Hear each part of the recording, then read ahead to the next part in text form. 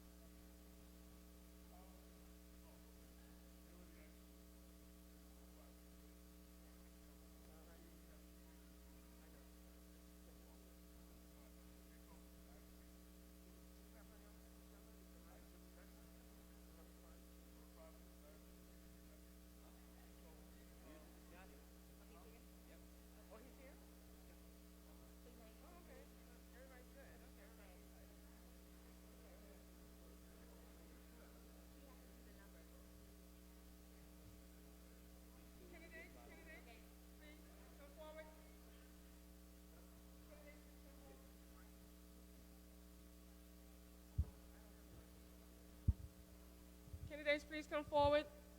We would love to start on time in a timely fashion. My name is Kathy Brewington, the host for the night for the NAACP Mount Vernon, representing Westchester as well. We'll announce all our players when we get started. Please come forward. Come sit here.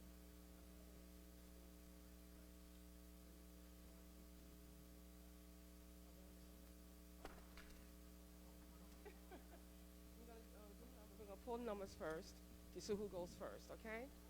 And then we'll turn it over to the hands of the youngsters. Pete Skills. Okay, you good? Okay, you good? Let everybody get behind the podiums first. And we're going to choose numbers. Hi, how's it going? Good. Neil Mercer, nice to meet you. Yes, nice to meet you as well. You take it from there, okay? Everybody go choose a number now. Okay. So we have three numbers here. Yeah, they pick the numbers. Okay, it's 1, 2, and 3.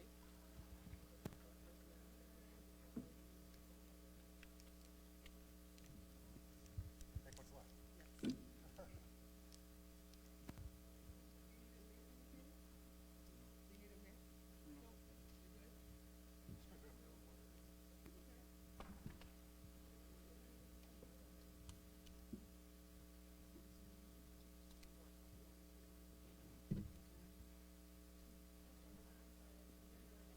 Good evening, everyone. We're going to get started in just a moment. The candidates have made their selections for the starting choice, but we want to welcome you to this NAACP Branches of Westchester District Attorney Candidate Forum.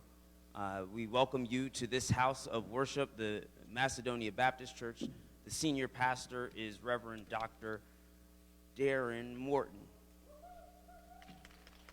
And so we thank We thank his hospitality for allowing us to have this event and venue here, and we thank you for your participation for those that are in person and those that are joining us via Zoom. My name is Minister Micah Benson. I am the first Vice President of the Peekskill NAACP branch, where we are serving the community up in northern Westchester. Some of you guys probably don't make it that far. That's all right. We don't come down often either. But we're very happy to do this collaborative event, really to get out the information around your choices this upcoming June 25th for the election. The moderators that we have for this evening is Mr. A.J. Woodson from the Mount Vernon branch, and first Vice President of the Mount Vernon branch, and we also will have Miss Keisha Skipper, the first Vice President of the Yonkers branch. And our timekeeper is Miss C. Michelle Shivers from the New Rochelle branch. And now we will have the introduction of our candidates very briefly. I hope that you do know who they are. We have Mr. William Wagstaff, who is a lawyer, and his practice concentrates on civil rights litigation, civil defense, and municipal law. We have a career prosecutor, Mr. Adil Mirza, who is a resident of New Rochelle and a prosecutor, lifelong prosecutor for the Westchester District Attorney's Office. And we also have a lifelong Westchester resident and committed public servant, the Honorable Susan Cacase, former senior county court judge.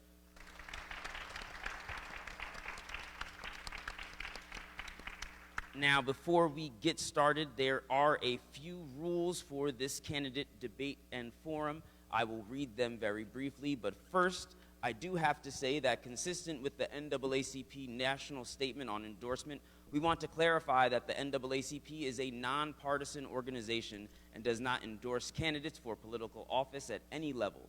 Persons affiliated with the NAACP at the national, state, and local levels are free to make candidate endorsements in their in a personal capacity, but they do not reflect support by the NAACP as an organization. The NAACP is the nation's oldest and largest civil rights organization and does promote voter registration, education, and equity through civic engagement and political action. And with that, could I get a show of hands from anyone that is a card-carrying member of the NAACP? We thank you for your service, and just so you know, if you did not raise your hand, you can become a card-carrying member of the NAACP by visiting any of these branches' websites. There is a way to become a member and sign up for this great work. So the ground rules for this event are as follows. Number one, the candidates have tossed a coin or picked a number for the order of speaking. The candidates will have up to 3 minutes for an opening statement. At the conclusion of the opening statements, the moderator will ask one question submitted by the NAACP, and the order of response will be opposite to the order of the opening statement. Throughout the debate, the moderator will rotate the order of candidate responses. Each candidate will have the opportunity to answer each question. Each candidate will have 90 seconds to respond. For all statements by the candidates, the timekeeper will hold up a sign to indicate 60 seconds remaining, 30 seconds remaining, and a time sign when time is up. Throughout the debate and forum, no comments of a personal or abusive nature will be permitted. Candidates may use their time, however, to answer the questions or respond to the question or rebut previous questions. However, when 90 seconds has expired, that will end the candidate's opportunity to speak. After several questions, we will change moderators, and then we will have questions from the audience. If you have received a note card, you are able to write your question at 7:15. They will be collected, and then we will begin the process to ask those questions. Questions must be brief, and they must address an issue consistent with the office, the district attorney's office, for which the candidates are running. Each candidate will have the opportunity to answer them. They must use their time. At approximately 8:20, If there are no audience questions remaining, the moderator will ask another question submitted by the NAACP. And finally, each candidate will give 2 minutes of a closing statement, the order of response opposite of opening statements, and lastly, there will be no rebuttals. Everything else is up to the discretion of our moderator, Mr. A.J. Woodson and Ms. Keisha. And now I will turn over the floor. Thank you very much, Micah. I think he went over the rules clearly. Just one more time. You have 90 seconds, and that's all you have. And at your time, please be respectful. And we're going to get right into it. Each candidate has 3 minutes to tell us about yourselves, whatever you want us to know, your opening statement. And we're going to start in order 1, 2, 3. How did you know? Yeah. Good evening, everyone. I'd like to initially thank Dr. Reverend Morton for opening up his beautiful church to us, and thank all the branches of the NAACP for hosting us here tonight, as well as thank everyone here in the room to take time out of your busy lives to come listen to us speak tonight. My name is Judge Susan Kikase, and I'm the endorsed Democrat for Westchester District Attorney. My passion has been criminal justice, and I've pursued it throughout my entire legal career. I have 34 years of criminal experience, 15 years in the Westchester County District Attorney's Office as an assistant district attorney, the office that I'm seeking to lead, 2 years as a criminal defense attorney, and most recently the last 19 years as a Westchester County court judge, a criminal court judge practicing criminal law every day.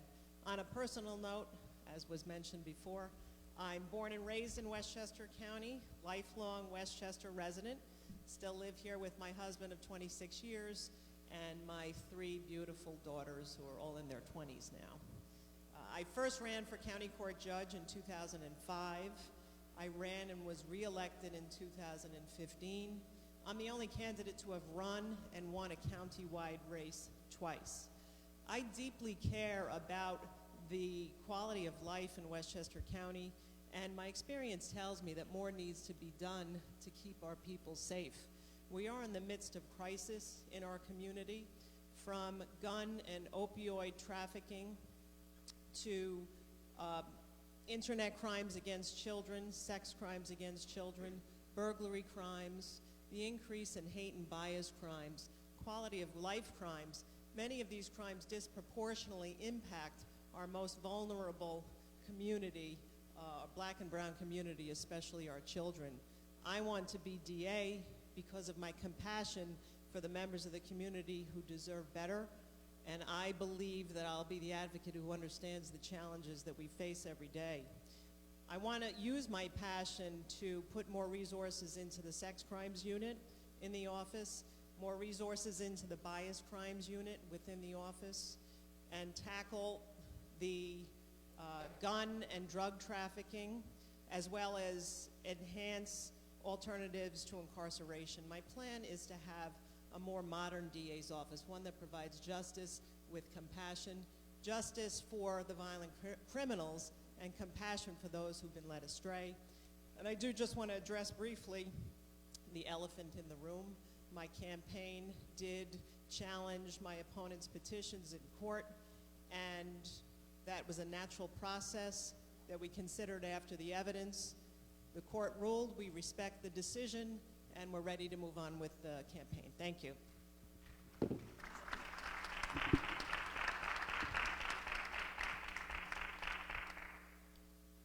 Good evening, Mount Vernon. Good evening. I want to first thank the NAACP for hosting this event and thank all of you for being present tonight. The internet is available to us to get everybody's resume, see what their policy points are. But the truth is, most people vote for more than resumes and platforms. They vote for people in the way that those people make them feel. So it's my hope that, albeit a brief time that we have together this evening, it'll give us the opportunity to connect as people. I was born and raised in the city of Mount Vernon, the only child of my parents who have been married for 45 years. My mother was a principal, my father was a gas station owner, and he owned a gas station on Sanford Boulevard, which he often manned himself 7 days a week. As a result of his hard work and sacrifice, it was never lost on me the importance of working hard and being honorable. I went to law school almost 20 years ago, and I started at Pace on federal house arrest. I walked into my second year evidence class, and I recognized that the judge who sentenced me was my evidence professor. She went on to write me letters of recommendation for my admission to the bars in New York and New Jersey, and we're still friends to this day. Uncertain if there was going to be a delay or a denial of my admission, I was determined to secure a plan B. So I enrolled in Fordham Business School to get my MBA and graduated second in my class. I often think that going to business school made me a better attorney than law school because it indoctrinated me with the notion that you should not make decisions without looking at the data. The district attorney's office should be no different. If we look at the way that the criminal legal system is now, I think we can agree that it needs to be reimagined. And the individual who can reimagine that office is somebody that has the educational background to take a data-driven approach to reduce gun violence, hate crimes, property crimes, domestic violence. We need somebody in that office at the helm that's going to bring a fresh perspective that has a unique background. You don't reimagine a system by putting somebody at the helm that's been there for the last 20 or 30 years and can show you nothing that they've done.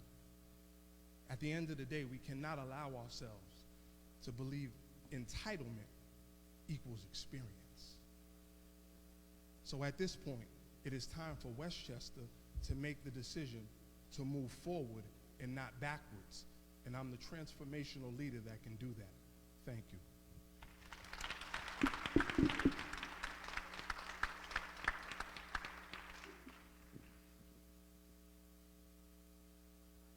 Good evening, everybody. Mount Vernon, thank you for having me. And thank you to the NAACP for having me. I don't take this for granted that I'm having the ability to speak to you. I haven't always been given that chance for various reasons. I've been excluded from speaking to certain organizations for various reasons. So the fact that I'm here, I do not take that for granted. Again, my name is Adil Mirza. I am a criminal defense attorney. I work pro bono for the vast majority of my cases. If you cannot afford representation, I will represent you for free if the court appoints me. It's interesting, prior to being a criminal defense attorney, I was an ADA for 18 years. I've lived in New Rochelle for 15 years, 2 kids. My son, a senior in New Rochelle High School, and a freshman. And we did lose a kind of a big basketball game to Mount Vernon at the county center recently, but I think the better team won. So I was in the DA's office for 18 years. I started off as a line ADA in 2003, quickly promoted to the felony trial division and the investigations division, where I tried some of the most serious cases in Westchester, investigated some of the most serious cases in Westchester, and had relationships built with the police departments of Westchester. And I see people here today that I've built those relationships with. And those are important. After the felony trial division and investigations division, I was promoted to supervisor in Yonkers, then White Plains, then Greenburgh. 3 of the busiest courts in Westchester. So I have 18 years experience in the office, 10 supervisory of the office that I seek to lead. And what has that experience really taught me? What does anybody's experience really mean unless it means something that you can use to help the DA's office? That experience has really taught me that there's people in the criminal justice system that don't belong there. And there's people in the criminal justice system that do belong there. And we have to distinguish who they are. Do we want people in the criminal justice system because they're there because of poverty, because they didn't pay a fine? Or do we want people in the criminal justice system there because they really hurt the community by committing a hate crime, by committing child abuse, domestic abuse? Those are the people we want to focus on. And I can tell you, the Westchester County DA's office isn't a complete and total disaster. The criminal justice system isn't a complete and total disaster. We don't need to throw away the baby with the bathwater. We need to focus and make it better, and that's what we'll do under my administration. Thank you.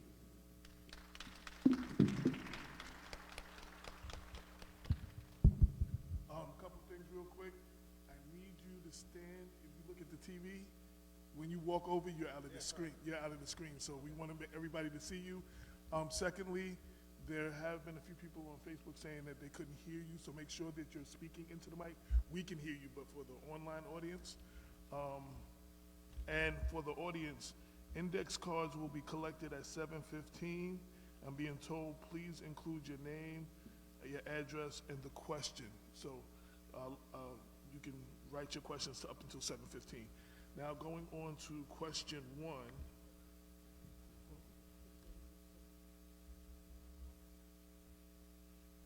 Okay, anybody who's having a problem, we're working on Zoom, so if you can't hear on Zoom, please bear with us. Huh? Okay, all right, thank you. Question number 1, the questions will be 90 seconds. I know that's not a lot of time. Please be respectful. As a Knicks fan, I like to go home and see the game later. So please, no, seriously, please be respectful so we can get as many questions in as possible. This question, we will be starting 2, 3, and then 1. The question is, what do you see as the primary responsibility and priorities of the District Attorney's Office, particularly within the context of Westchester County? Okay, the people in the audience can't hear me, so I will read the question again. The question is, what do you see as the primary responsibility and priorities of the District Attorney's Office, particularly within the context of Westchester County? 2, 3, 1. 2 primary roles of the district attorney. The first is policy making. The district attorney should be setting policy that is consistent with the values of the community that it serves. The second role of the district attorney is to be an administrator, and that administrator should be making sure that we are most efficiently utilizing the resources of the taxpayers, that we're making sure that we are maximizing the talent in the office, and making sure that we're attracting new talent so that we could diversify the office so that the office is a reflection of the community that it serves. Okay.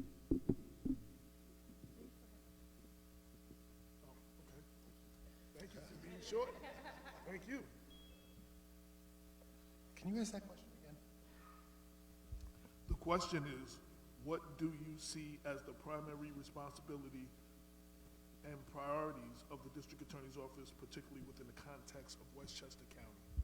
I agree with my colleague, there's 2. And one of them is public safety. First and foremost, public safety, and also fairness. I'm just finishing up on my opening statement. The Westchester County DA's office and the criminal justice system is not something we just want to throw away and call a complete disaster and get rid of the entire system. And do you know why? Because there's so many good ADAs in that office. There's so many good police departments in Westchester. There's so many great cops, there's so many great investigators, and there's so many great judges in the criminal justice system. Everyone is doing their best. To say the criminal justice system is a complete and utter disaster is not true. If it was a complete and utter disaster, I wouldn't be here. But I know that there's things that can happen in the criminal justice system that can improve it, and I intend to improve that. Thank you. I believe the 2 most important things the DA's office is responsible for is to prosecute crime throughout the county, hold individuals who are charged with violent crimes accountable, and at the same time be proactive to prevent crime. So that requires the district attorney themselves, together with the people within the office, to go into the community, to educate the community, and to learn the concerns of the community and bring them back so that we could work together with the community to educate, be proactive in crime prevention in addition to prosecution. All righty then. Question number 2. The order we will be doing is 3, 1, 2. Question number 2 is, if elected, are you willing to investigate inequities and criminal charges and fines with regards of communities of color, specifically the black community? It's a great question, and I can tell you there is an equity in the system. There's a difference between the haves and the have-nots, and oftentimes that does break down racially. That's the society we live in. The DA's office has to play a role in that, because we're in charge of charging decisions. We are in charge of, I still act like I'm an ADA, but the DA's office is in charge of sentencings, plea bargaining, and the most important thing is ADAs and the DA need to be cognizant of what is happening in the criminal courts. What is happening in the criminal courts of Yonkers, Peekskill, New Rochelle? 30,000 cases come through the DA's office every year. And one of the most difficult things is treating like cases alike. When I was branch chief in Yonkers, White Plains, and Greenberg, the most important thing to me was to look at first, what was the conduct? Second, what was the criminal record of the person committing the conduct? And third, if there was a victim involved, what they wanted done in that particular case, right? That's it. Nothing else really should be that important. Those are the 3 main criteria. And if there's disparities, because the haves or different races are being treated better in those criminal courts, the ADAs need to be aware of it first and foremost. I was always aware of it, but I'm not sure it's always been done. And it will be done under my DA's office. Thank you. Thank you, thank you. Unfortunately, there are disparities in the criminal justice system, and there really is no place for that. I was a judge for 19 years. My belief is that justice is blind. Everyone should be treated the same.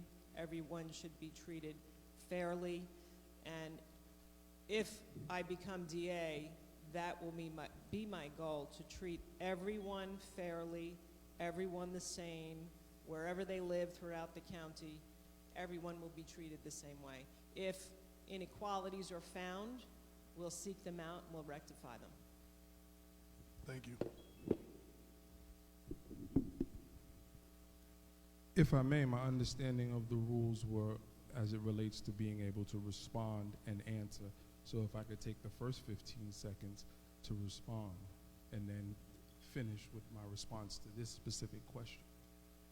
My understanding of the first question was what was the role of the district attorney, not the role of the office. So I want to be crystal clear that I was speaking to the role of the office holder, not the office. We're clear that public safety is the role of the office.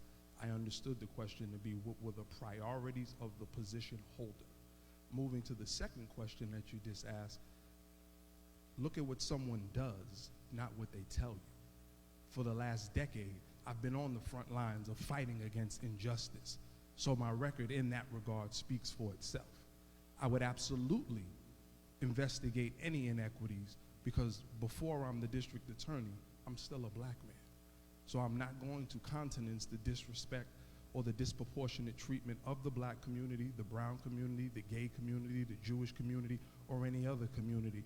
Under my term, everybody will be treated equally, equitably, and fairly because that's what justice requires.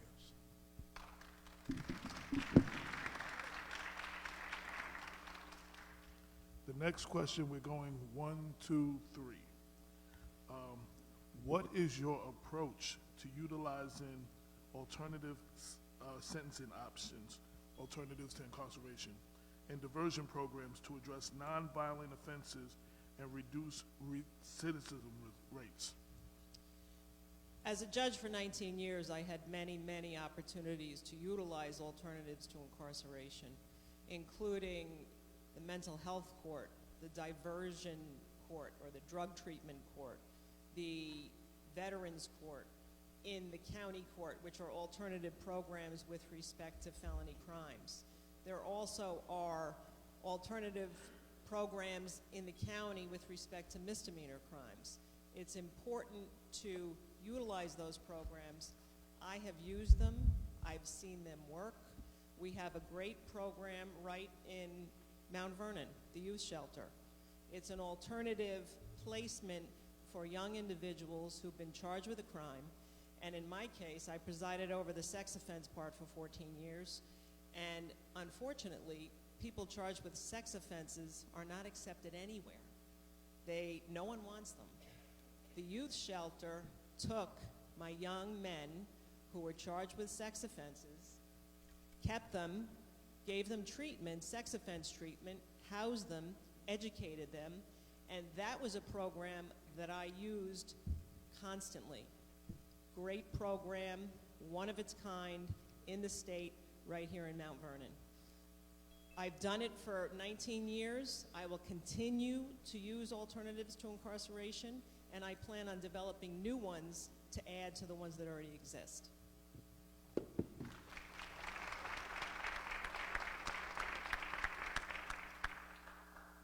was everybody? Oh. Okay, waiting for you. Thanks.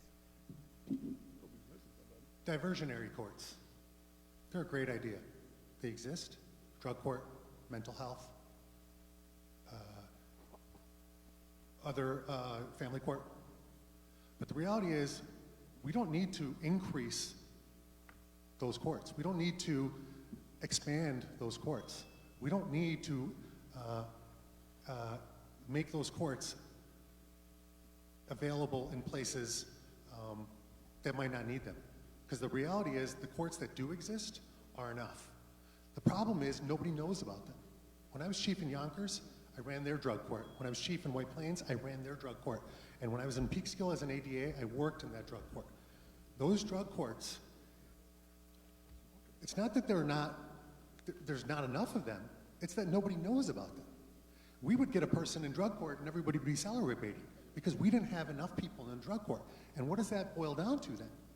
If there's not enough people in the drug courts, that means people don't understand that it's an option.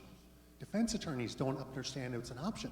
I was always bringing that up to defense attorneys when I was chief. I was like, oh, my guy's ready to take a plea. I'd be like, well, have you considered drug court for your guy? And they're like, no, is he eligible? So the defense bar needs to be educated in what type of cases and what type of crimes are eligible for drug court, because they don't know. They don't really have a great understanding right now as to what that is. So education as to the drug courts, the mental health courts, the family courts, other options besides incarceration should be the DA's priority.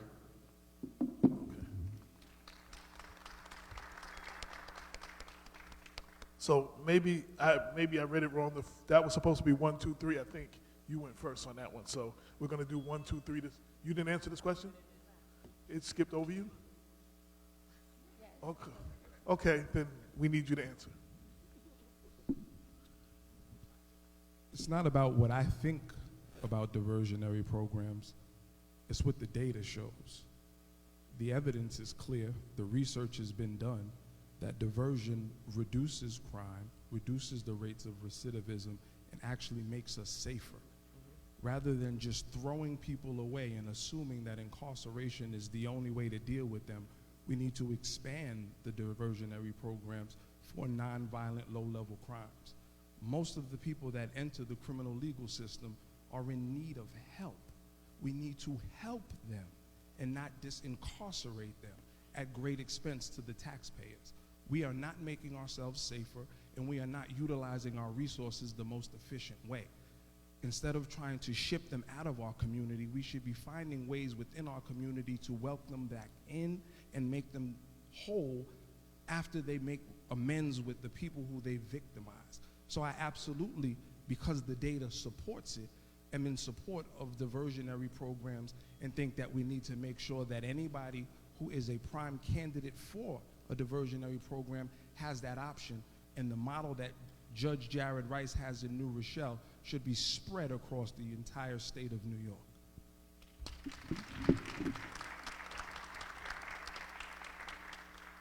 Okay, question 4, and we will be doing 2, 3, 1. Okay. How do you plan to handle cases involving police misconduct or abuse of power by law enforcement or government officials, ensuring transparency and accountability? 2, 3, 1. In my current role as special prosecutor for police discipline here in the city of Mount Vernon, I'm already holding police accountable that are bad actors. So there's no reason that I would depart from that position or my background as a civil rights attorney if elected. I would absolutely make sure that we hold police accountable.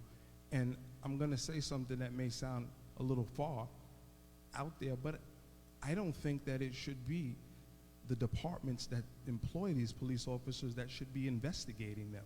I don't know that it should be the district attorney's office.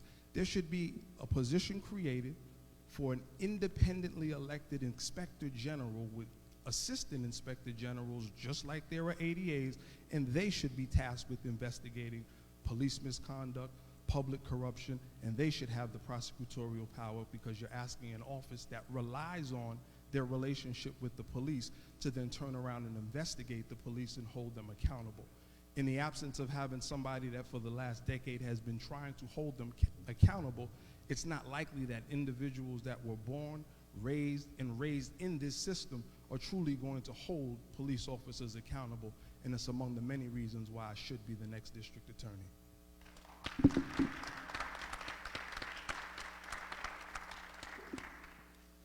So the reality of DA's offices and police departments across the country is this. Police departments need to make the arrests, they need to investigate the crimes, and because of that, the DA's office has to work with them on a day in and day out basis. And what happens when you work with police departments, the DA's office does, day in, day out, you do have relationships with them. You become friends with them, you have cordial relationships with them, you trust each other, the relationships are made. But that's a tension, right? Because sometimes police officers do commit crimes. And when they commit crimes, they need to be prosecuted, just as everyone else. But it can't be the same people who they're working the cases with. So under my DA's office, there would be a firewall of ADAs who do not prosecute crimes against the public, and they only prosecute crimes against police officers. And that is the firewall which will lead to a separation between the DA's office and police departments. And in that situation, there won't be a conflict of interest. Because the overwhelming majority of the time, there is a conflict of interest, but it can work. And that's what you need, is ADAs who are trained to have that separation.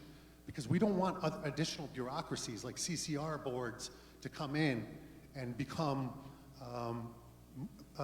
agents that are making it difficult for police departments to perform their jobs. Thank you.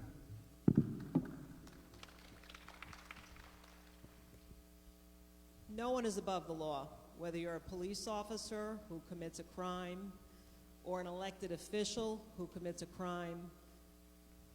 If I'm the DA, they're going to be held accountable. The investigation will take place. There's a public integrity unit within the office.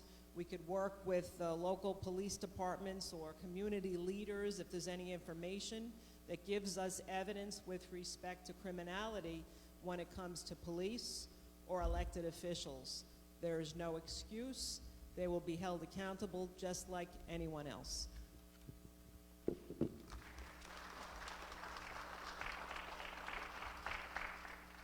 Okay, this is the last question that comes in segment 1 that came from the branches. It will be answered 3, 1, 2. We talked about alternatives to incarceration. How do you plan to approach cases specifically involving juvenile offenders, and what initiatives do you propose to prevent youth involvement in crime? 3, 1, 2. Thanks. So an ounce of prevention is worth a pound of cure. Everyone knows that. In my office, my ADAs, because I used to do this, and I'm going to have my ADAs continue to do this, is they're going to have interaction with the community. They're going to have interactions with the people where they live and the people that they are in charge of prosecuting. And it's going to be in the schools, boots on the ground, boots in the schools. They are going to go and they're going to teach our children about criminal justice. They're going to teach our children about civics, political process. And in that, because I've taught in the schools, and it's amazing the questions these kids have. They're intuitive, they're smart, and the reality is they need information. And where a better place to get it than the DA's office? I always had questions when I was teaching. Oh, so what happens if I'm in a car and there's a gun in the car? Who gets arrested? And it's not my gun. I'm like, well, you all get arrested until we figure it out later. Well, there was drugs there, but they weren't mine. Who's going to get arrested? Everybody gets arrested. They need to know what the law is on the books so they can not be in that situation. We don't want our kids being arrested. So the next time that they're faced with that choice, they might not get in that car with drugs. They might not get in that car with guns. And that's the information that we want our children to know. And that's the information that my ADAs are going to be imparting on the schools here. Thank you.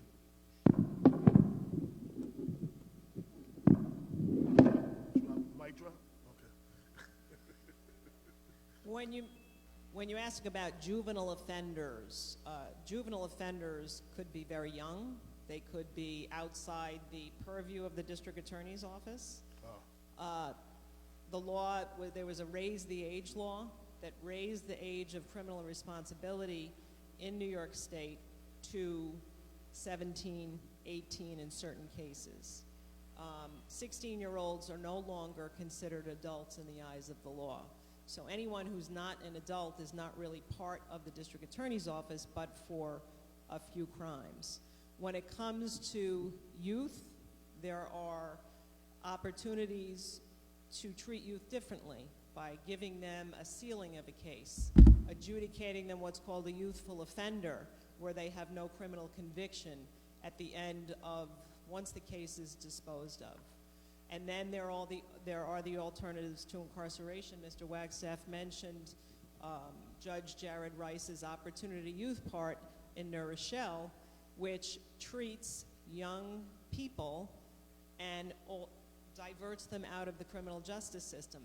That's what we need to do. We need to replicate programs like that, not just in New Rochelle. I'm from Yonkers. I wanted to know why one is not in Yonkers, why one is not in Mount Vernon. So if you're arrested in New Rochelle, you get the benefit of that as a kid. But if you're arrested in New Rochelle or Mount Vernon and there is no part, you can't take part in it. You can't benefit. Thank you.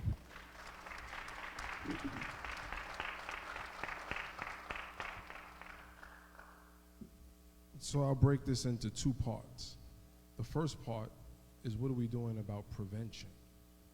And there are always indicators of individuals who are trending towards being caught in the legal system. Please speak more into the mic. So we should be having from the district attorney's office meaningful conversations with the executive and legislative branch and bringing to them the data that we've collected, coupled with the research, and giving them ideas on how they could better invest in the communities that are the highest level of crime. They're the greatest victims of crime in the communities that are the most over-policed. We need to be focusing just as much about prevention, if not more, as we are on prosecution. When it comes to the prosecution, we should be doing a better job of partnering with the Westchester County Attorney's Office, who's the presentment agency and who's actually tasked with prosecuting juvenile delinquency matters. Most of the attorneys there would benefit from having an interplay and interfacing with the district attorney's office. So this should be a collaborative effort to make sure that the young people in our community are being treated fairly, and we can wrap our arms around them and be the village that prevents them from getting into the system in the first place. Thank you very much. That concludes the first segment of our candidate forum. If you have cards, please pass them forward now to the young people, to our young NAACP members. We are now going to take a 15-minute intermission. If you have to go to the bathroom, maybe you want to say hi to one of the candidates or whatever. And then the next voice you will hear on this mic will be Keisha Skipper.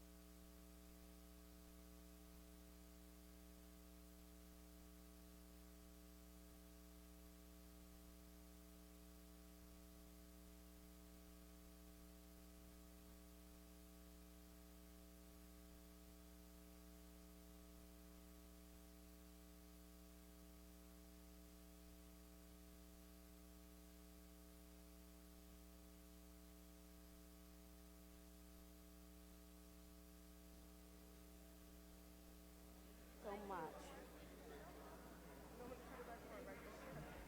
Alrighty. Thank you so much.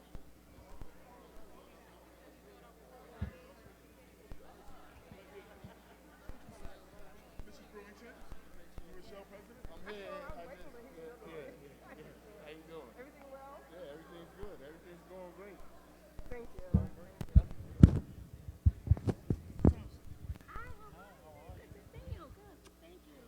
Thank you so much. Oh. If I can have everyone's attention for 2 seconds, actually.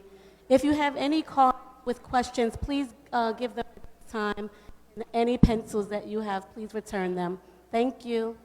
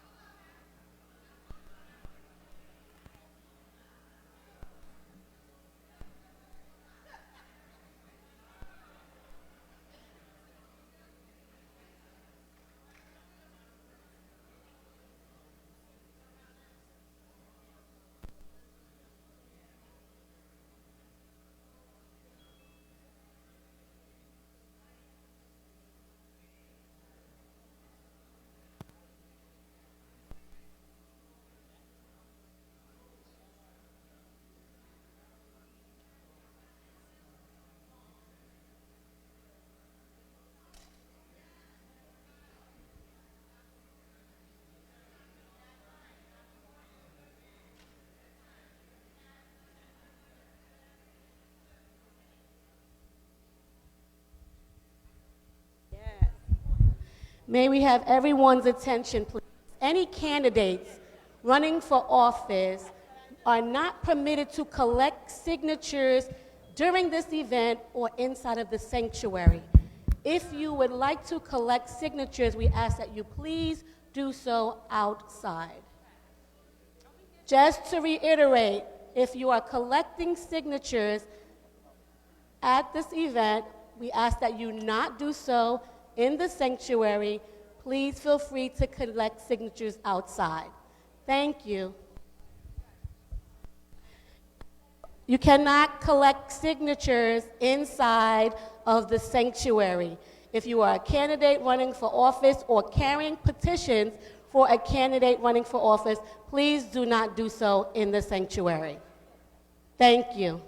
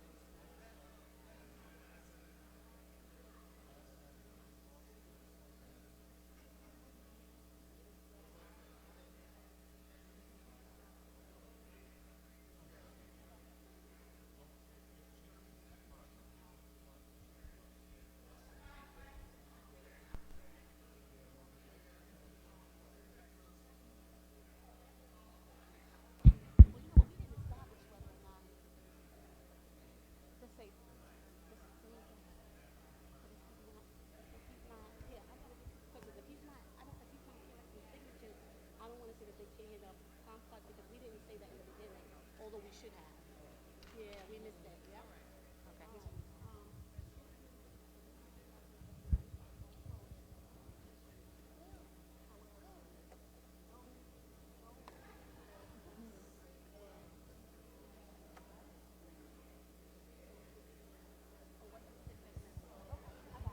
Thank you so much. I got you.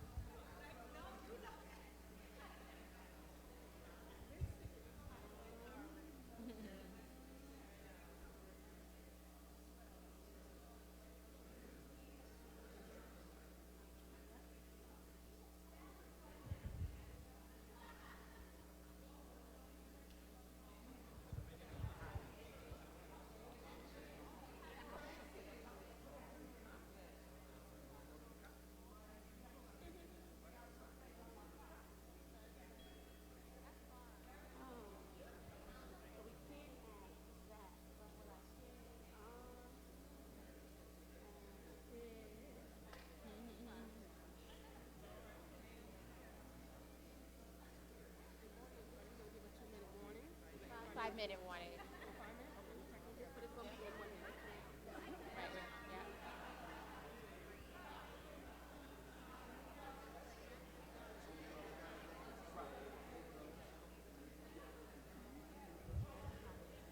Good evening. We will be starting in 5 minutes. It is 7:25. We are starting exactly at 7:30. And a reminder, please, no signatures in the sanctuary. Thank you.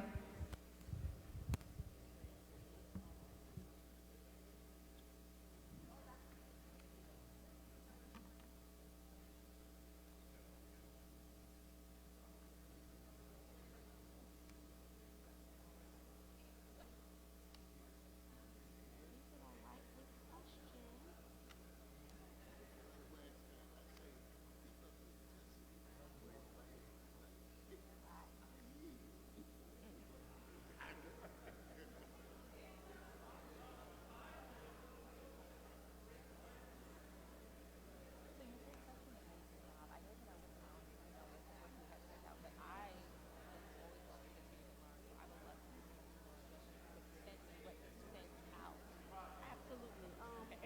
Yeah, if you could put your information on there, I will definitely take care of that, and I will gladly assist in any way that I can. Here we go.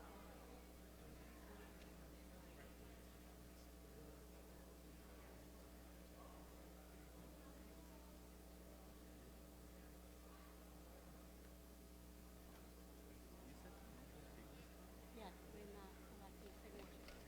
I don't know. So they said-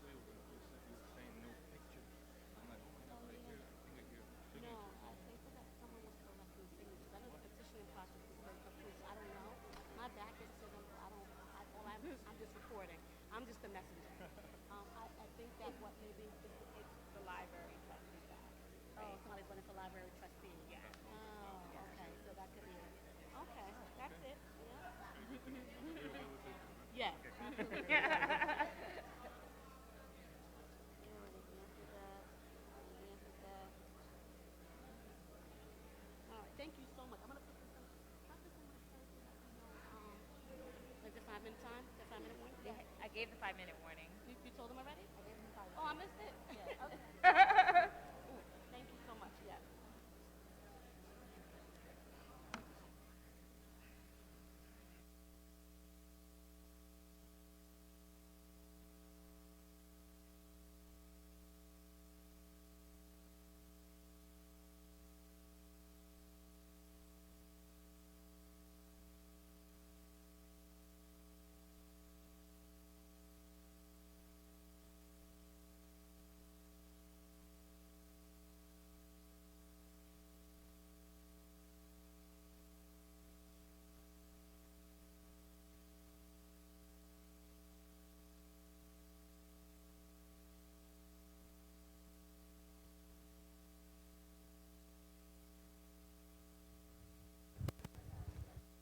Two-minute warning. Candidates start heading towards the podium, please. Thank you.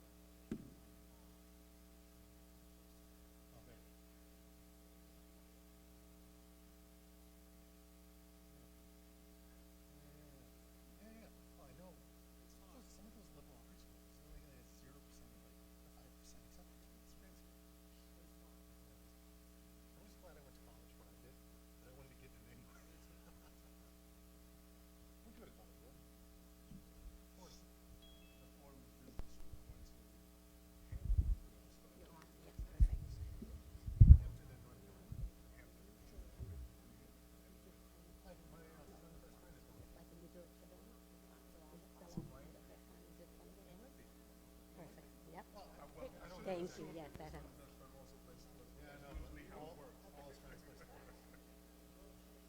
We're going to ask that everyone please take their seats as we are going to begin the second segment of our candidate forum. And I want to again thank our candidates for participating. I will read the disclaimer again, which simply reads, consistent with the NAACP National Statement on Endorsement, we want to clarify that the NAACP is a nonpartisan organization and does not endorse candidates for political office at any level. Persons affiliated with the organization at the national, state, and local levels are free to make candidate endorsements in a personal capacity, but they do not reflect the support of the NAACP as an organization. The NAACP is the nation's oldest and largest civil rights organization and does promote voter registration, education, and equity through civic engagement and political action. Thank you. Our first question, the order of questions, we're going to go back to the original order, which is 1, 2, and 3. And our first question, we received over 30 questions, and of course we can't ask all of those, so we selected the top 5 that were most asked. The first one is, how do you plan to address the lack of diversity in staff in the office of the district attorney? Beginning with candidate number 1. That historically has been a problem in the office. It is important that the office reflect the diversity of the community. My plan is to go out and recruit directly from colleges, or I should say law schools, and go to other DA's offices and try to seek diverse candidates who are already in the DA's office. But it's important, I think, to get students right out of law school who are committed to work in a DA's office, who want to do the work, who want to spend the time and use their own experiences in going forward with prosecution of cases so that the office can reflect the diversity and we can have a fairer prosecution across the board. Thank you.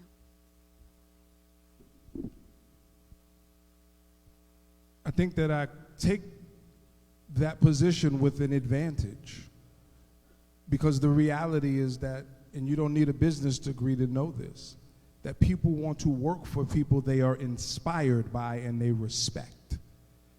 And I believe that I can go to the campus of a law school, even start as early as seniors on a collegiate campus, and my story, my background, my purpose, my vision will inspire them that the office is not going to be what district attorneys' offices are rumored to be around the country. There is no motivation in this moment for black and brown people to want to be prosecutors and be a part of the problem that they recognize that those offices often create in their communities. But if they recognize that we're going to be serious about public safety, and being serious means using the data to prevent the crime and using the data to inform policy and not be informed by emotion and political rhetoric, they'll come flocking because they want to be with a champion. And I've proven that I am a champion and will be a champion in this role.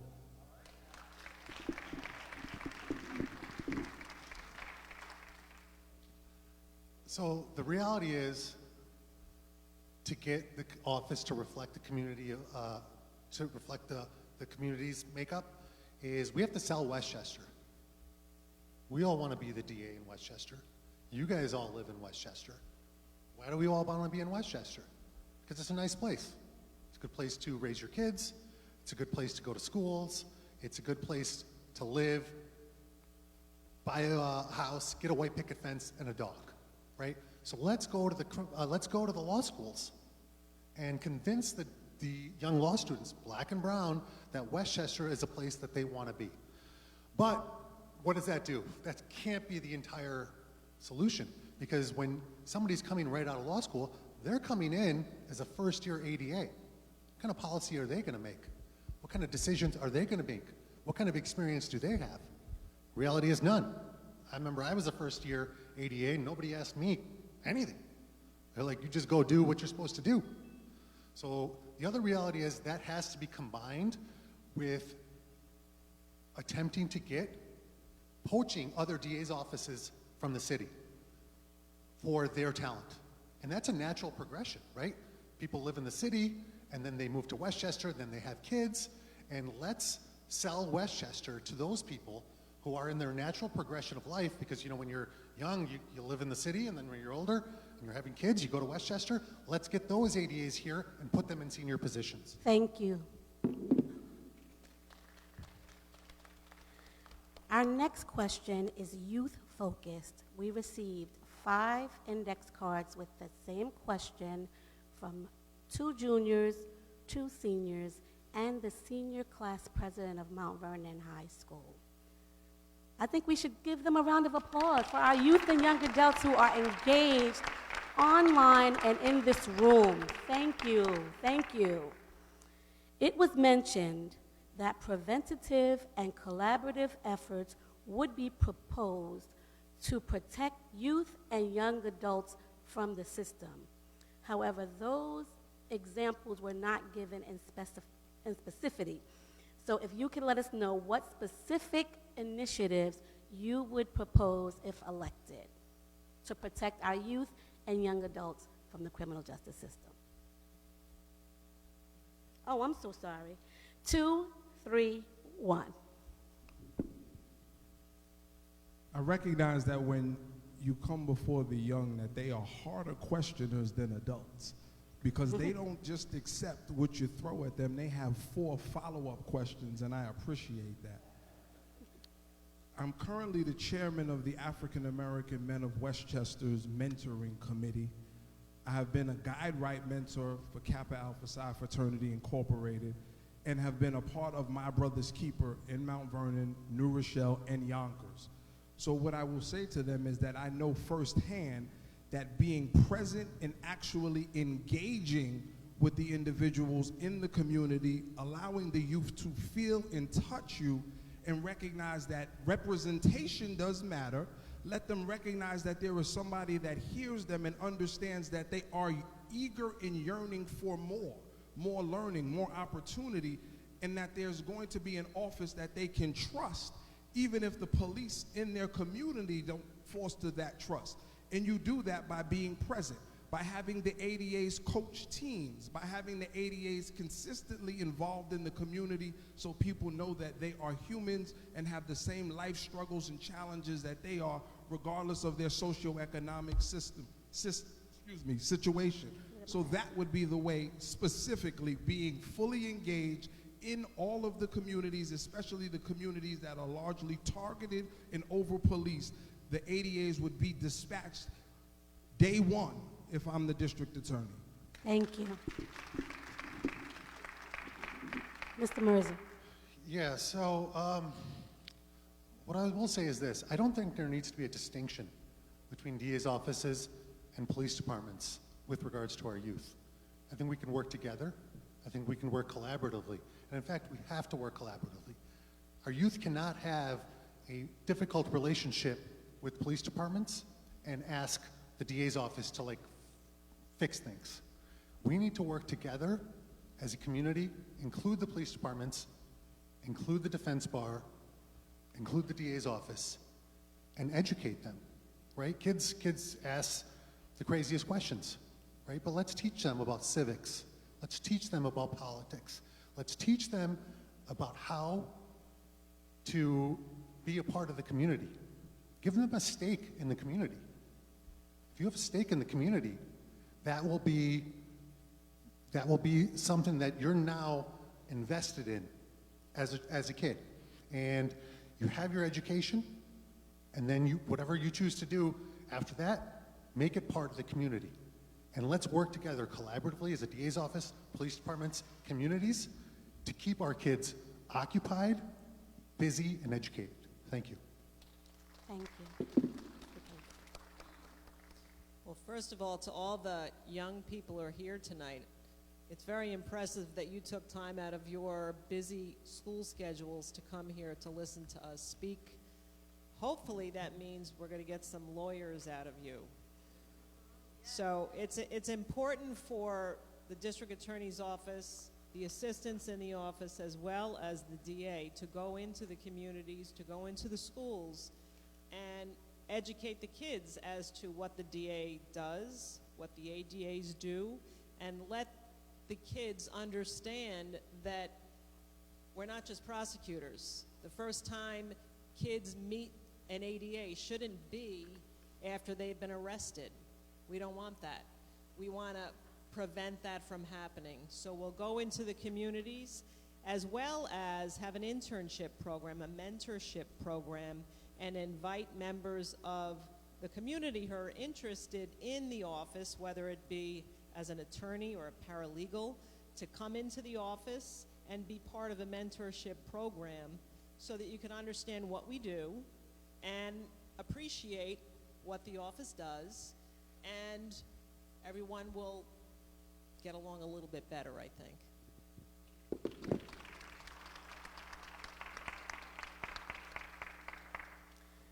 Thank you. Question number 3. If elected as district attorney, what specific plans or initiatives do you have in place to address and reduce trauma related to food insecurity and mental health issues within our communities that lead to arrest? Oh, sorry. 3, 1, and 2. That's a great question, and it's a difficult question. Because the reality is poverty, well, let me put it this way.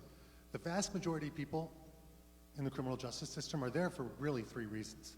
Poverty, and there's reasons for that, and they're there for mental health reasons, and they're here for drug addiction or alcohol abuse.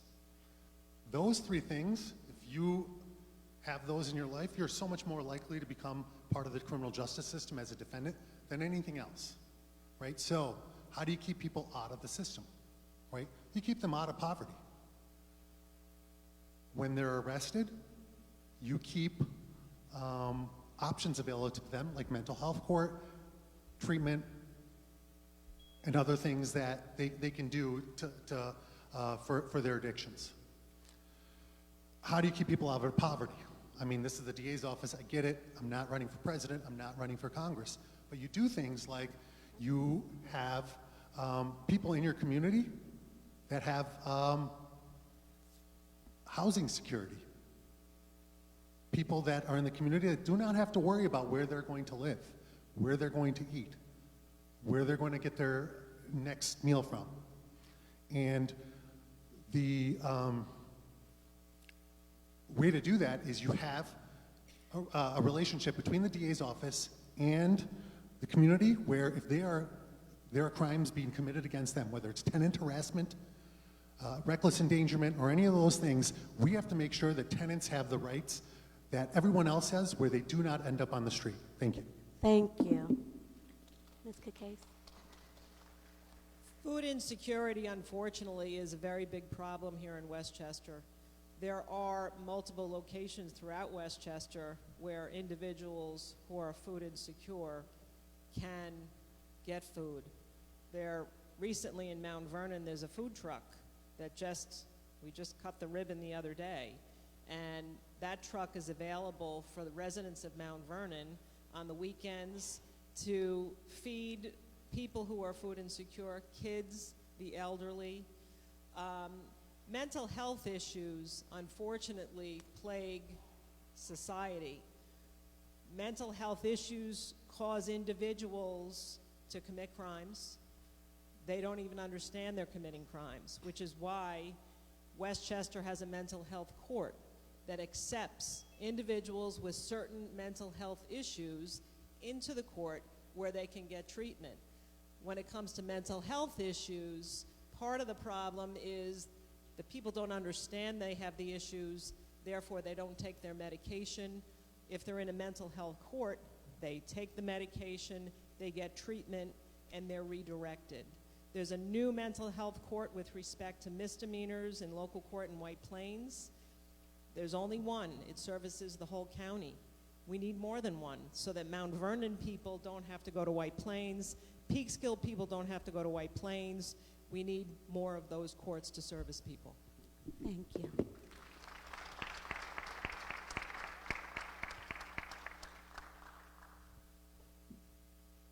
When an ADA announces their appearance in court, they announce that they are there on behalf of the people of the state of New York. The first step is changing the culture and the perspective of the people that are involved in the criminal legal system and recognizing that they are still human beings. Additionally, there is grant money that is available that allows for you to deal with the issues of the human separate and abstracted from the issues of the charges on a piece of paper.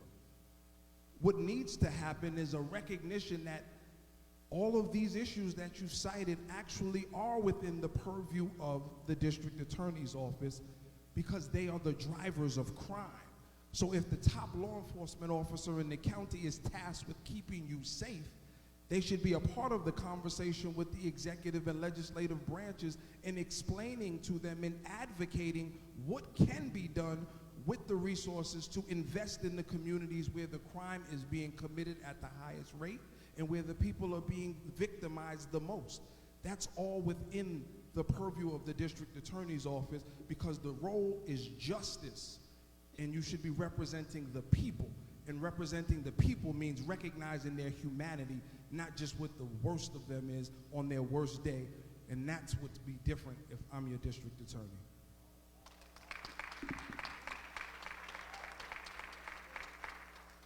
Thank you. For question number 4, the order will be 1, 2, 3. What policies or changes can be made to expedite cases in the court system, especially when it comes to family court or domestic violence? Shouldn't people have a right to a speedy trial? Family court is separate than the DA's office, so we deal with county court, criminal court.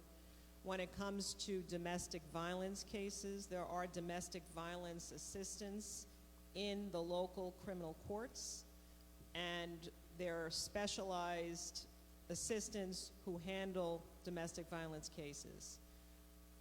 I agree with you. Sometimes those cases take a long time to get resolved. They're either stay in local court for too long or they take too long to be sent up to county. But victims of domestic violence in particular, some of them need treatment.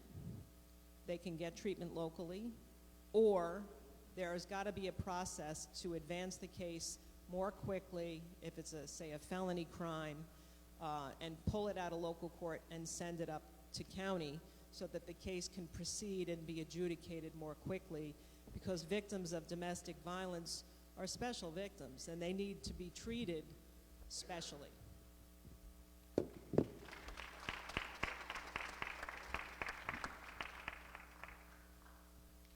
As I said in my opening, the district attorney's office should be no different than a Fortune 500 company, the way that it utilizes data.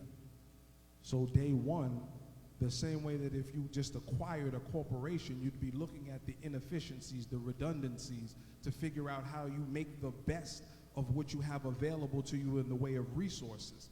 The largest resource in that office is the human capital, which are the ADAs. You need to, day one, be there to listen and understand what challenges they're having getting their job done. There's been a lot of changes, whether it's the discovery laws or whether it's bail reform, that were unfunded mandates that drastically changed the way that the job is being done. So if you haven't done an analysis of what needs to be done and got that information from the individuals that are already doing the work, in my opinion, you're starting off day one failing. So the way that we can make sure that people's constitutional rights to a speedy trial are actually granted is making sure that we maximize the efficiencies in the office, and you do that by stepping back, using the education, if you have it, to model and figure things out to make sure that you are maximizing all of your assets. Mr. Mercer. So I have to disagree a little bit with my colleague. I do not think the DA's office should be run like a Fortune 500 company. They're two different agencies, and they should be run differently. A Fortune 500 company is run for profit. The DA's office is not run for profit.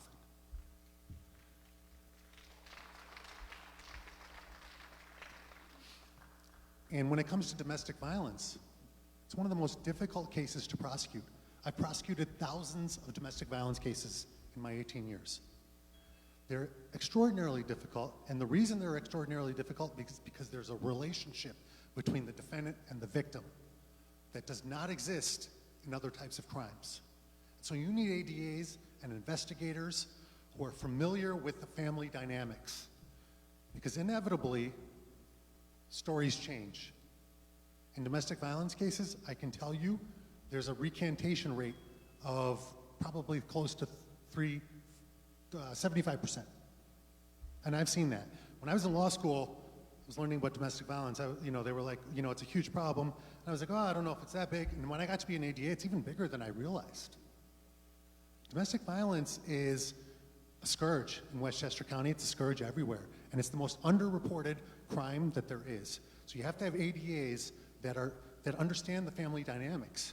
That what was said one day, on day one, is not going to be said on day 100. So the DA's office needs to prosecute those cases quickly and efficiently. Thank you. Our final question, which was submitted 4 times, and this question, the order will be 2, 3, and 1. For candidates endorsed by PBAs, how would you balance the advantage that you have from union support with the potential,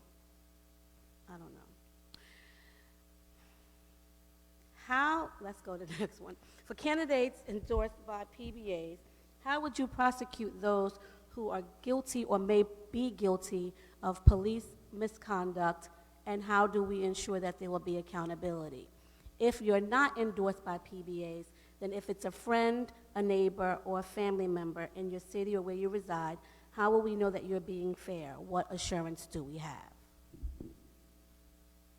I am not endorsed by PBAs, so that part of it would not apply to me. However, in my current capacity as special prosecutor for police discipline for the city of Mount Vernon, and as a civil rights attorney, I've already been doing the work of holding police and bad actors accountable.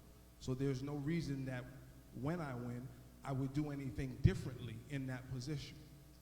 There's no reason for anybody, whether they are a politician, a police officer, or anybody else, to get special treatment. Everybody has to be treated fairly, and everybody needs to be held accountable.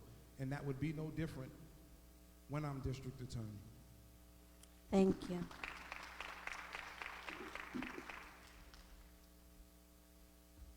My turn, right? Yes, sir. So the reality is this. The overwhelming majority of violent crimes in Westchester are committed by an exceptionally amount of small individuals.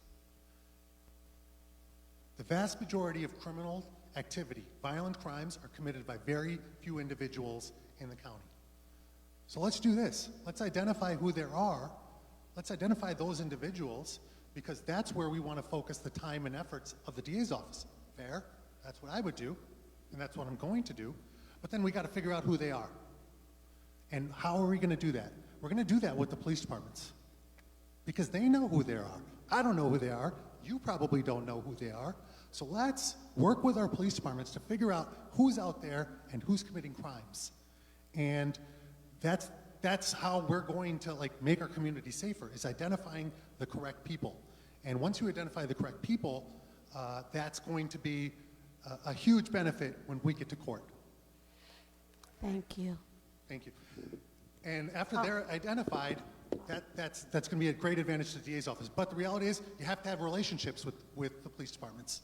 And if you are, in their books, just anti-police, unwilling to work with them, That's not good for the community. That's not for the DA's office. I've worked with the police departments. I've written their warrants at 4 o'clock in the morning, and my office will continue to work with police departments to identify bad actors. Thank you. Ms. Kake. I have received police endorsements, and I suspect it's because the police that endorsed me are confident in my candidacy and my experience to be the next DA. But as I said before, no one is above the law. If a police officer commits a crime, there will be an investigation and there'll be a prosecution. No one is above the law. In my 34 years practicing criminal law as an assistant district attorney, a defense attorney, and a judge, I've worked with police departments, many police departments around the county.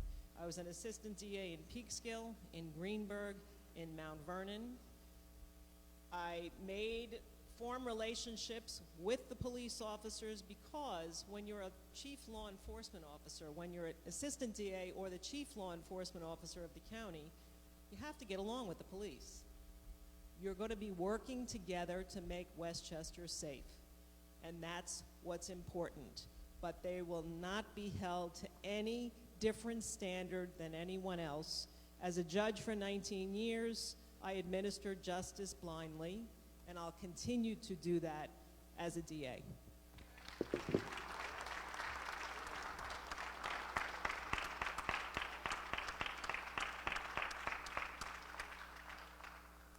Thank you for your responses. As you each prepare for your 2-minute closing statement, the order will be 3, 1, 2. You will have 2 minutes for your closing statements. You may choose to go back to some of the questions that were answered previously or introduce new information. The NAACP, as you know, is not a political organization, and we do not endorse, but we try to remain civically engaged. We want to take this opportunity to thank our elected officials and leaders in government who have joined us on this evening. Now, if I have not listed the name and there is someone present, please don't call it out. Just come over to me, and I will be sure to acknowledge them as well. I do see our County Legislator, Tyree Woodson-Samuels. I see Council President Gleason, Council Members Box Hill and Thompson, former Council President Copeland, and if there are any that were omitted, please send me the information. I did acknowledge Council President Gleason. Thank you. I say the directive was please don't call it out. If you could just come over, and send it, I will acknowledge them at a later part in the program. Please, candidates, prepare for your 2 minutes closing, which will be in 3, 1, 2. Sure. Okay, so the DA's office, thank you for listening to me. I'm kind of sick of my own voice sometimes, but I kind of keep going. Thank you for listening to me. I appreciate it. I'm sure there's places you want to be. The DA's office is an interesting animal. It's not a law firm. It's not a Fortune 500 company. It's a tool of public safety, and it's a tool of fairness. And the reality is, you'll have a choice of your 3 candidates. What do you want done with the DA's office? Do we want to, flip up the table, transform it completely? What do we want to do with the criminal justice system? Do we want no changes whatsoever? I think the reality is somewhere in between. Somebody who's been in the system, who understands that it kind of works if you can understand what needs fixing. But there's a lot of things that actually need new leadership, and there's a lot of things that have to happen where it's more fair and it's more safe for everybody. And I would submit to you that I'm that candidate. I was there for 18 years. I know what works. I know what doesn't work. I know what could be made better. I have relationships with the people in the office right now. Some great ADAs. I have relationships with the police departments. Some of the best in the world are in Westchester. So let's work with them. Let's not antagonize our partners in the criminal justice system. Let's work with the defense bar. Some great defense lawyers here too, and they need relationships with the police department. I'm sorry, relationships with the DA's office. And I intend to continue those relationships, educating the defense bar, educating police departments, whether it comes to the prosecution of, and I'm out of time. Yes, thank you so much for your time. But thank you very much for your time. I appreciate it.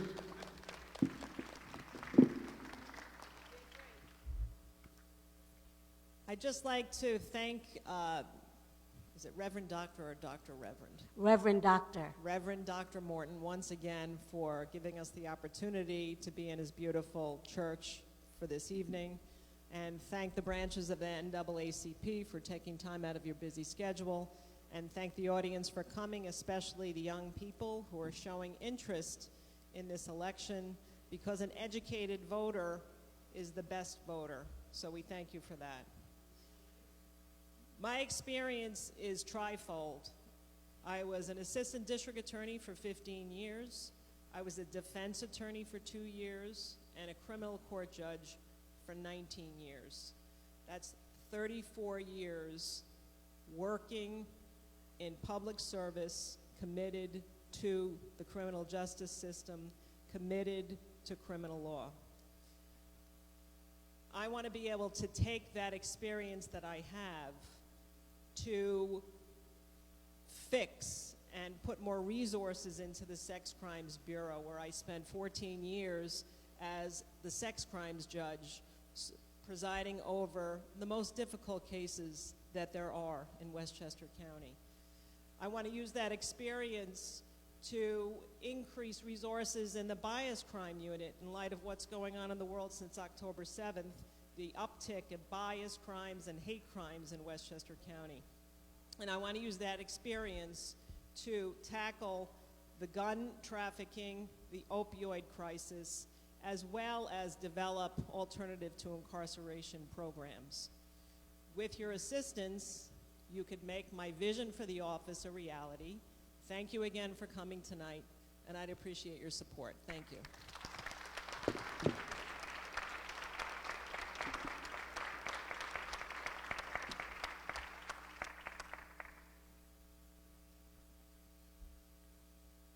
This election is about choice and contrast. As Democrats, I believe, based on the individuals that we've elected, the legislation that we've passed, that collectively we've decided that the criminal legal system needs to be reimagined. If you want more of the same, then you have two candidates that can give you the district attorney's office that you've had for the last 20 or 30 years. If you want something different, then it's going to take a transformational leader who has a vision that is consistent with your values, that has proven that they have the courage and the aptitude to overcome intractable problems. The statistical probability of me becoming an attorney with my background is less than 3%. The statistical probability of me being an attorney that has his MBA that graduated at the top of his class is less than 1%. The statistical probability of me being a viable candidate for district attorney with everything that's been thrown at me is damn near impossible. So I've already proven that I can overcome obstacles, and we have generational problems that need to be fixed. It won't be fixed in one term. It won't be fixed as a capstone to a career. It won't be fixed because you want your job back. It will only be fixed if it's within you and you have the anointing of God and the respect and vision of the people. And that is why I should and will be your next district attorney.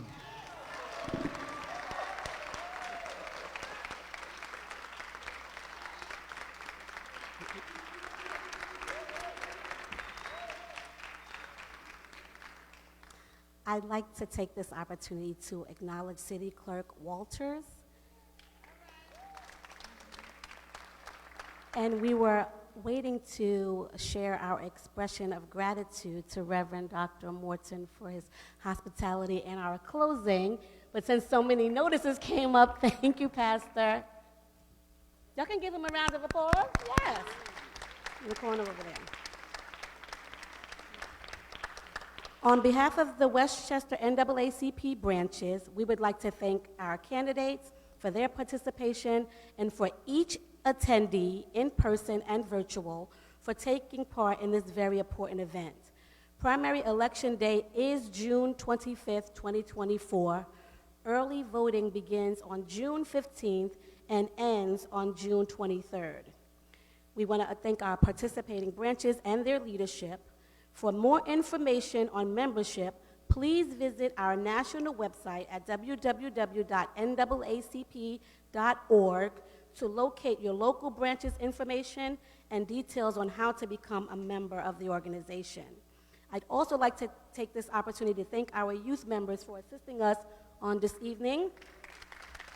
Amira Archer, Amaya Archer, Madison Barfield, Corey Skipper Miller, and Kyle Skipper Pugh. Let's give them a hand.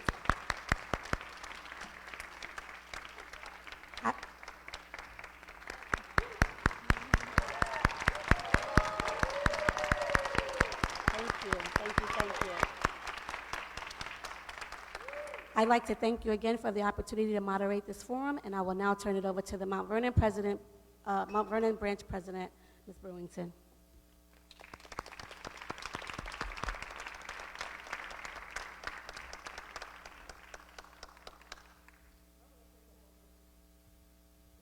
I want to say thank you, because you didn't have to do this. But thank you so much for coming forward. Thank you so much for saying yes. And all the best to you in your running, okay? You can have a seat when you get an opportunity. We would like all the branch presidents to stand up in the building. Branch presidents, come forward. Come forward. We want to just say thank you to all our branch presidents and all the individuals that are out today that came from different cities and from different backgrounds. And you came from your job because you wanted to see for yourself. You wanted to hear for yourself. And I thank you so much for getting an idea of what to do on the 25th of June. And also, we're going to have Sister Priscilla. She's going to say something. She's going to, just 5 minutes of your time, 5 more minutes. Hi, good evening, everyone. And I am Priscilla Augustin, Peekskill NAACP branch president, and we thank your pastor for hosting us today. We give honor to him and honor to my pastor in his absence. And we want to thank everyone online who's participating and everyone who came. This is great. We have over 75 people online. I didn't get to count how many are in here, so this is wonderful. I want to thank you for the idea of putting this together and all the branches that came together, the conference calls and everything that we did in the backup scene to make this. This is a successful event, and I do want to shout out our regional director. He may be watching us, okay? Wilbert Albridge. We want to thank him for supporting our branch. Of course, we want to thank Dr. Dukes for being our state conference leader. If I forget anything, the others could say it. And I want to thank my civic engagement chair, our first vice president, Minister Micah Benson, who took this ball and ran with it. When I couldn't be in the meetings, he was here to cover. So I'm looking forward to more collaboration like this and other topics, and I wish all the candidates well. I think she said it all. I thank everybody she thanked. And, but peace and blessings, family. It's nice to be here. My name is Elder Mark McLean. I am the president of the New Rochelle branch of the NAACP. And I just want to thank our civic engagement chairperson, Neil Reynolds, who really participated in organizing this with the other branches. I want to thank, I have my first vice president here, Ms. Aisha Cook, and my immediate past president, Dr. Carla Woolbright, is here. my member, Miss Michelle, who was the timekeeper, and just want to thank all of our branch members. Miss Miriam is here, Dr. Campbell, thank you. And so it was a lot of information, and information is power, and we are only a better community when we make an informed vote. And so for the DA of Westchester, because of this candidate forum, I believe we've been equipped to make an informed vote, and thank God for that. Thank you, candidates. Peace and blessings. I'm obviously not Reverend Coleman, but I am the first vice president of the Yonkers branch, and I'd be remiss if I didn't acknowledge the support and encouragement from our branch president, Reverend Frank Coleman, who unfortunately could not be with us. If you've been watching the media, we are having a conflict in the city of Yonkers with one of our community centers, and so there is a meeting tonight to discuss the future of the Nepperhan Community Center, and our branch had to split, but I did have the support of our membership chair, Mr. Johnson. Our treasurer was here this evening, Raquel Ali. You've already been introduced to our youth members, and I just want to thank Kathy Brewington and Mount Vernon for pulling all of our branches together. I think this is our first joint initiative. I certainly look forward to our continued work together. There is a talks of a joint forum June 3rd for the 16th Congressional District. More information to follow. But thank you all for coming out tonight. That June 3rd is going to be Bowman and Latimer. But I want to just say thank you. And we have information that's coming up. We have a two-part series that's coming up in May for the School Board Forum, which will be hosted in Friendship Baptist Church. And we also have a forum that's going to be, what's this here?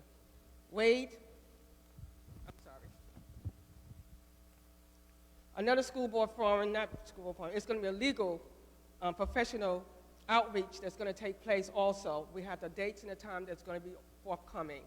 We want to say thank you. Please, any trash beside you, please pick it up. If you're able to help us reset everything, please do so. And I thank you again. And ask first, the host pastor if he wants to say a few words. The host pastor if he wants to say a few words. He left? Oh, okay, sorry. okay, I apologize.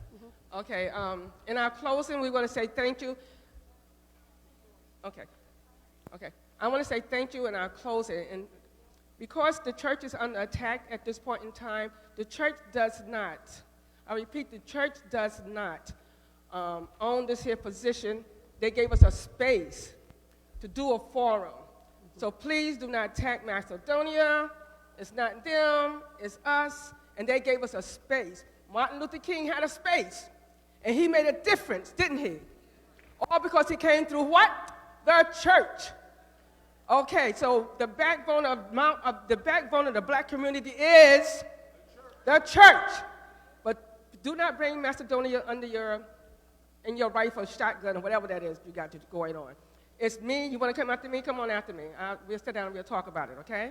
Thank you. I am NAACP Mount Vernon. My name is Kathy Brewington. You have a blessed night. Hope to see you again soon. Bowman, Latimer, it's going to be White Plains, Greenberg.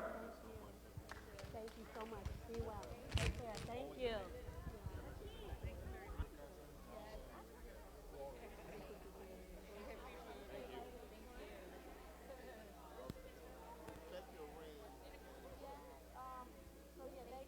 I want to just give a shout out to my moderators, Mrs. Skipper. We got Mrs. Michelle, and we got Mr. A.J. Woodson, first vice president of Mount Vernon.